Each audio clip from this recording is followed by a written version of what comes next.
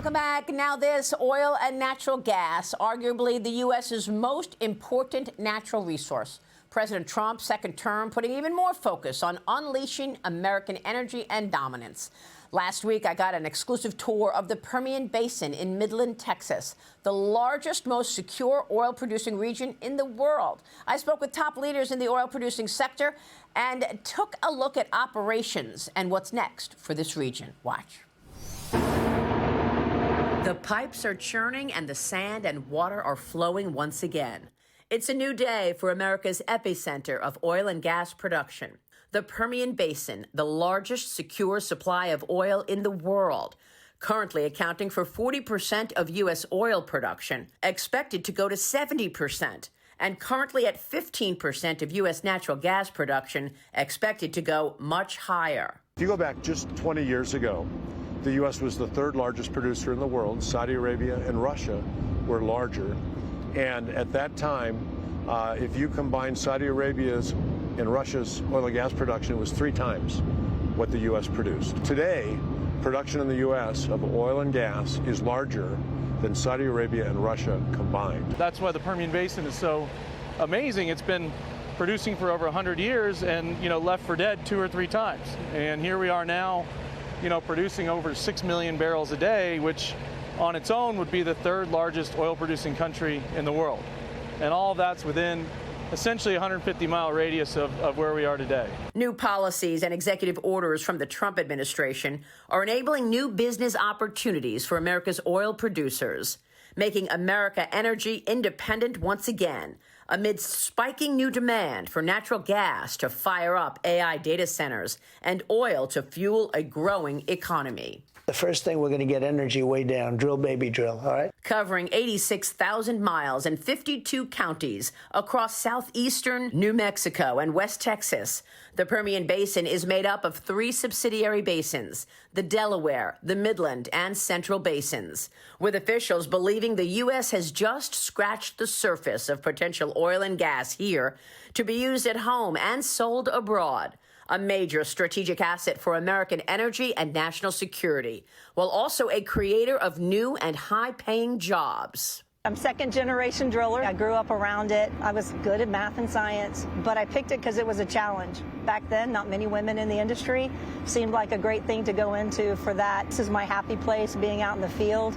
My husband's in the industry. My daughters are in the industry. I believe in what we do. This is a noble cause people need. We make people's lives better by what we do. So it's in my blood. There's nothing else I'd rather be doing. Helping the U.S. insulate itself from competing oil-rich adversaries like Russia and Iran. Whether you're talking gas in Europe or critical minerals with China, energy security and national security are linked. The U.S. is blessed with an abundance of natural resources, and we now have an administration that wants to see the energy industry invest in those resources to make sure that America's energy strength translates into economic strength and competitiveness, and importantly, security. It's welcome news for an industry hampered by a climate ideology for 4 years prior, when the Biden administration tried to destroy oil production in favor of wind and solar renewables, which may or may not work depending on the weather. The most important thing to tell people about the Permian Basin is that we've never endured a harder cycle than the last 4 years when we had a hostile administration, the Biden administration, that really wanted to kill this industry, that wanted to kill the crown jewel of energy production in the United States. And I took this personally as I represent the men and women that do this. I mean, they drained the SPR for political reasons. They taxed natural gas. They magically found a number of endangered species, animals that people have never heard of. They attempted to impose overbearing air quality regulations. They attempted to impose a fracking ban, and they actually banned the export of LNG to our allies and our partners around the world. Big Oil's big break arrived about 15 years ago with the advent of hydraulic fracking and horizontal drilling. The process of sending drilling heads miles beneath the Earth's surface and then shifting horizontally to capture more while fracking the rock deep below, then sending water and sand at great velocity and compression into the rock to open up the fractures, enabled the oil and gas to escape It's created rich extraction opportunities, going from 1 million barrels a day produced 10 years ago to 6 million barrels a day today. We pump 40 or 45 barrels of water at high pressure because of all these red trucks over here, and 2,000 pounds of sand. So we have 1 ton of sand per foot. So if you just think about how the water comes in and cracks the rock, and the sand comes in and holds the rock open, it allows the oil to just seep through. It can be anywhere from 4,500 PSI up to 9,000.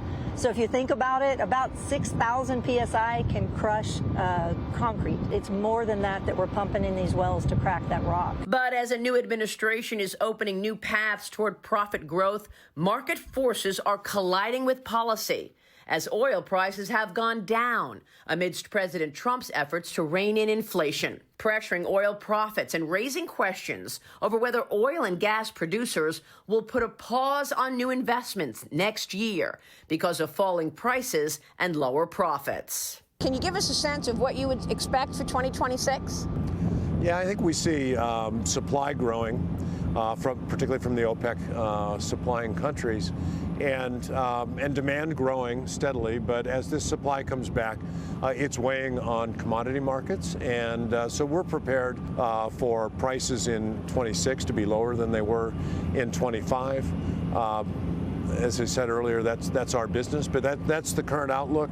As we get on the other side of that and that supply's back in the market will come back into balance, and I think we'll see prices restored to a level a little bit higher. 26 may be a low point. Economics drive capital allocation decisions. Today, oil's at $57 a barrel. I don't think we're necessarily high-fiving with that oil price, but again, we're going to find ways to reduce costs, cut our emissions, and make our break-evens lower to live to fight another day. We're kind of in the yellow light. We're not approaching a yellow light in a vehicle. We're not ready to hit the gas. We're not, hitting the brakes hard. And right now we're just kind of in that yellow light situation where there's not a price signal to allocate more capital to growth. I'm coming to you from the deck of the Chevron oil drilling rig. Behind me is the pipe that is going down, penetrating the Earth's surface 2 miles beneath the Earth, and then it's going horizontally another 4 miles. This year, Chevron is celebrating 100 years at the Permian Basin, and it is producing 1 million barrels of oil every day right here. We've got a lot more coming up tomorrow on Mornings with Maria. Well, I was fascinated, Liz Peek and Ryan Payne. I was fascinated by the process of fracking and how oil is extracted from a rock. Here is the rock at the bottom of the sea level. This is basically what it is. And they frack it. They make fractures in the rock. And then they put at huge volume sand and water so that the fractures open up.